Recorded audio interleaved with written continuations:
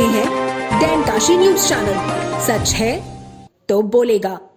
वाराणसी में शुक्रवार को आयोजित एक महत्वपूर्ण संवाद कार्यक्रम में उत्तर प्रदेश सरकार के कैबिनेट मंत्री डॉक्टर संजय निषाद मत्स्य पालन विभाग ने पत्रकारों की सुरक्षा और सम्मान को लेकर बड़ा बयान दिया।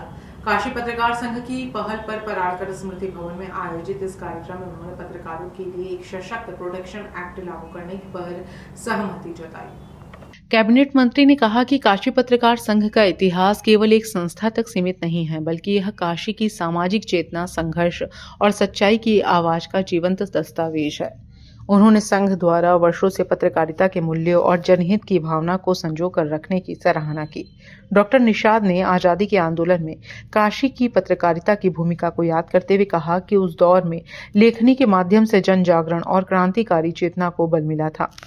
उन्होंने जोर देकर कहा कि जैसे डॉक्टर, वकील और इंजीनियर कभी पूरी तरह से सेवानिवृत्त नहीं होते, उसी तरह पत्रकारों का अनुभव भी जीवन भर समाज के लिए महत्वपूर्ण रहता है और उन्हें निरंतर सम्मान व सुरक्षा मिलनी चाहिए।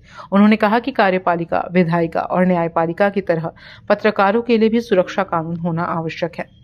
यदि समाज को दिशा देने वाला वर्ग ही असुरक्षित रहेगा तो समाज की जागरूकता और सुरक्षा दोनों प्रभावित होगी। उन्होंने स्पष्ट किया।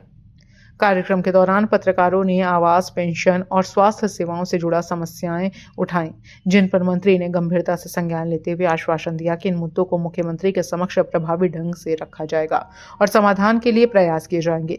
इससे पहले काशी पत्रकार संघ के अध्यक्ष अरुण मिश्र ने कैबिनेट मंत्री का स्वागत किया। कार्यक्रम का संचालन महामंत्री जितेंद्र श्रीवास्तव ने किया। कार्यक्रम में संघ के पूर्व अध्यक्ष योगेश कुमार गुप्त, राजनाथ तिवारी, उपाध्यक्ष सुनील शुक्ला, वरिष्ठ पत्रकार दीनबंधु राय, कैलाश यादव, कृष्ण बहादुर रावत सहित बड़ी संख्या में पत्रकार और पदाधिकारी उपस्थित रहे।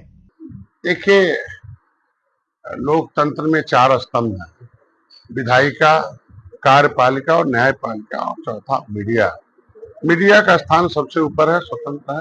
ये कॉन्स्टिट्यूशन में जगह दी गई है पत्रकारिता का, मेरे संविधान में जगह दिया गया। तो जिस तरीके से सबको प्रोटेक्शन एक्ट है, कर्मचारी को प्रोटेक्शन एक्ट है, न्यायाधीश को प्रोटेक्शन है, नेता को जो कानून बनाता है, लेकिन जो भ्रष्टाचार के खिलाफ लड़ता हो, समाज की आवाज बनता हो, जो बदमाश के खिलाफ जो संवैधानिक लोग हैं, जो अवांछनीय तत्व हैं, जो भी उसकी एक आवाज बनता हो, राष्ट्र के निर्माण की आवाज बनता हो, राष्ट्र की पहचान की आवाज बनता हो, उसको प्रोटेक्शन एक्ट बनना चाहिए। उस प्रोटेक्शन एक्ट में इनको सुरक्षा होना चाहिए, सम्मान होना चाहिए, पेंशन होना चाहिए, आवास होने चाहिए, इलाज की व्यवस्था होनी चाहिए, आने वाले बच्चों के बेहतर के लिए इनके लिए बीमा होना चाहिए। इनके लिए जो कुछ घटनाएं, जैसे कोरोना में हमारे लोग पत्रकारिता कर रहे थे, उनको तुरंत जैसे सबको मिल गया उसे मिलना चाहिए। इनके बच्चों की शिक्षा के लिए होना चाहिए। ये 24 घंटे एक पागल बन के पत्रकारिता करते हैं तो बच्चों को कौन देखेगा भाई।